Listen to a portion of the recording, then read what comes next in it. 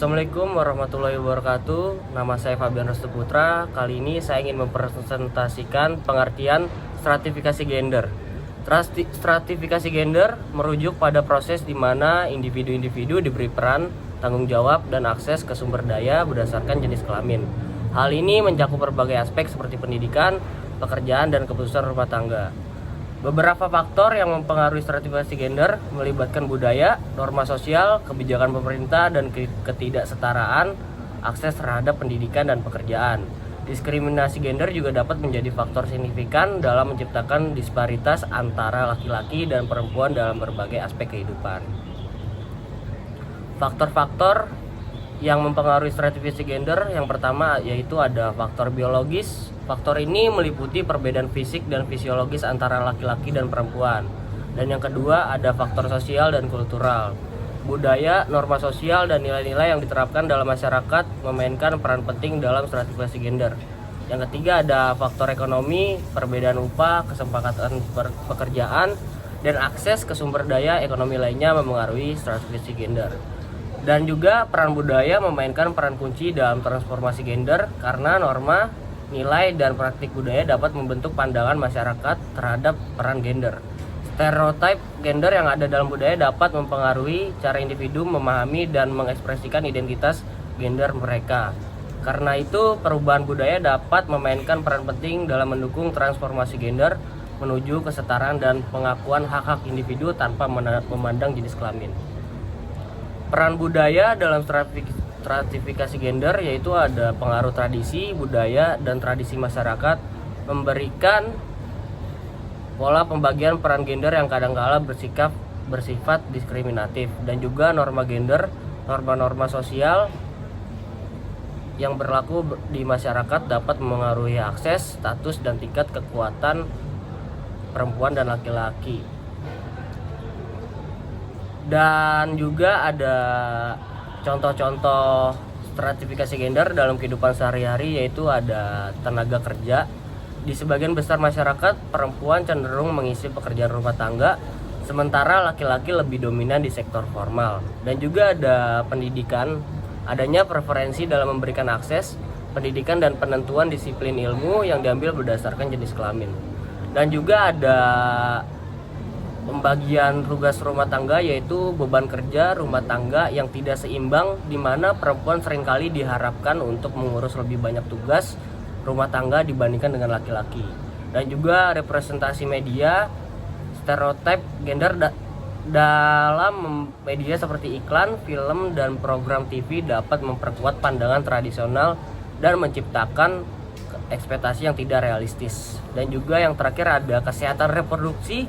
Akses dan pengetahuan terhadap kesehatan reproduksi termasuk akses terhadap kontrasepsi dan layanan kesehatan reproduksi dapat mencerminkan stratifikasi gender. Dampak stratifikasi gender terhadap masyarakat yaitu yang pertama ada ketidakadilan. Stratifikasi gender dapat merugikan perempuan dan laki-laki, menciptakan ketidakadilan dalam segala aspek kehidupan. Dan yang kedua ada penurunan produktivitas ekonomi, yaitu penyalahgunaan potensi manusia dalam jumlah besar, mengurangi efisiensi ekonomi secara keseluruhan. Dan juga ada penghambatan potensi individu, ketidaksetaraan dalam pendidikan, pekerjaan, dan kesempatan pengembangan dapat menghambat potensi individu, membatasi kontribusi positif yang dapat diberikan masyarakat.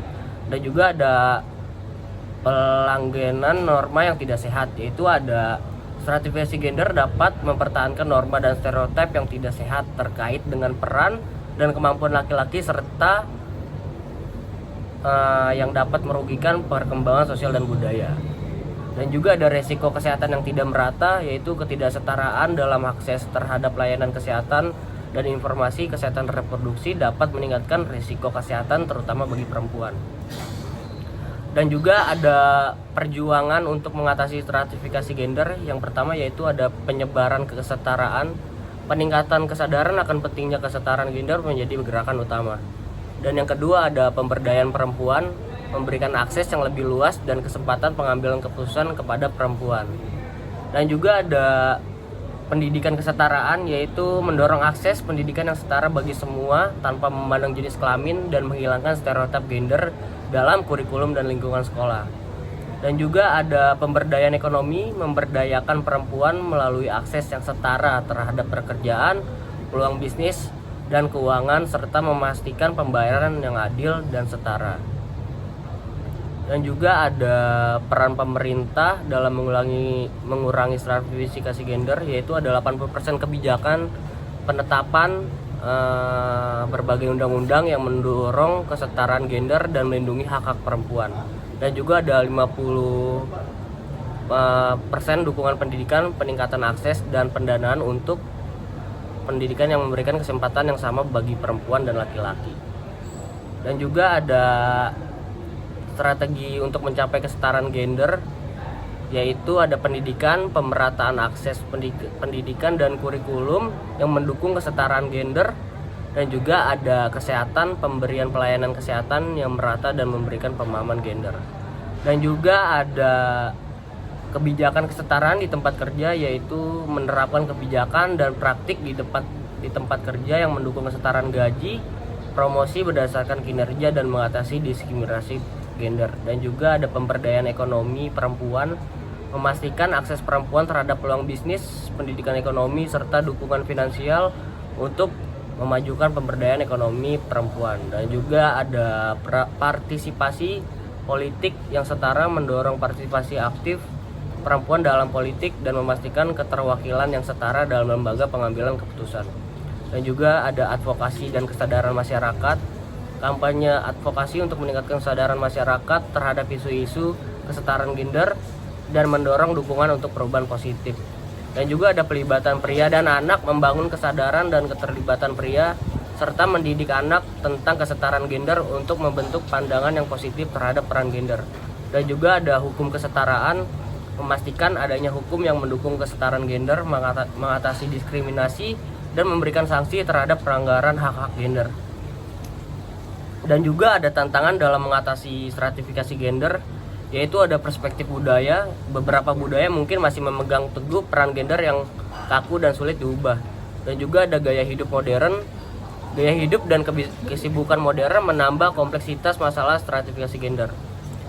Dan juga ada resistensi terhadap perubahan, tantangan dalam mengubah norma sosial dan tata nilai yang telah ada, di mana beberapa orang mungkin resisten terhadap perubahan yang dapat mengancam status quo. Dan juga ada kurangnya kesadaran masyarakat. Beberapa orang mungkin tidak menyadari sejauh mana stratifikasi gender mempengaruhi kehidupan sehari-hari dan mungkin tidak mendukung perubahan menuju kesetaraan gender. Dan juga ada diskriminasi hukum. Keberadaan undang-undang atau kebijakan yang mendukung diskriminasi gender dapat menjadi hambatan serius dalam mencapai kesetaraan. Dan juga ada ketidaksetaraan ekonomi.